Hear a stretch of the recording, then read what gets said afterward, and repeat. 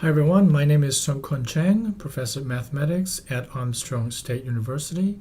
I use this Edmodo system for my mathematics classrooms, and I have a few good things to say about this Edmodo.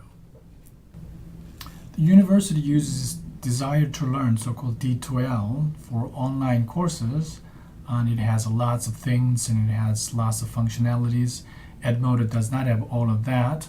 But when I teach face-to-face class, and I think this Edmodo is good enough often. So here's the two things I listed here, the good things about Edmodo, using Edmodo. I'm sure there are more things, but this is what I like about. The first one is quick access to content with the smartphone. That's what I wrote. It is for the students. So here's example. Once you sign into this Edmodo group, you can create these different types of groups. And I think it's a key thing that using this Edmodo group efficiently. I created two different groups. One thing here is called course group. The other one is called study groups. So if you click on that course group, you go to the course group, and this is a space. Actually, the instructor is the only person who can post and respond to anything. Student can only view, but cannot post anything. So down there, I bundled up some of the materials here. This is a class note. What I wrote down on the board on that day, July 25th. For example, if you look at the second one, it shows images like that, but you can magnify closely like this. So this is what we did in class. We talked about integral tests, so they can access this class notes and what we did on class on the board quickly like this.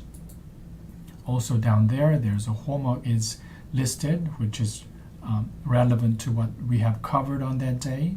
And I also recorded our entire lecture, screencast just like I'm doing right now, so it's available there. So all these things is also archived in the Google Drive and YouTube playlist, which is also available under this folder part, which is where things are archived. So under that folder, they can access textbook and solutions manual. The lecture videos are recorded, the entire lectures there, and the notes and everything else in the Google Drive.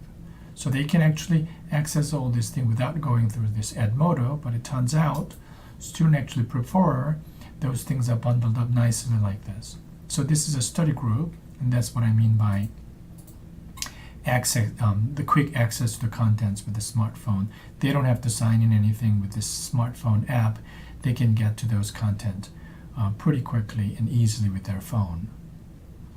The second one here is saying quick communication using the phone app. So for that, I generated this study group where student can actually post things and respond.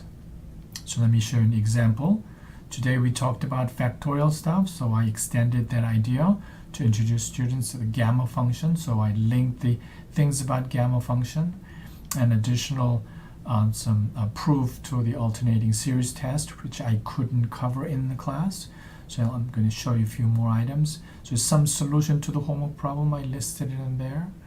And to scroll down, another solution, and you can see one student actually liked that and stuff like this. So this is very active communication going on in this space in here.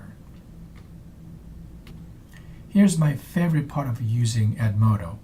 So I had to hide the student's name, so I use this photo image, but it is part of the study group.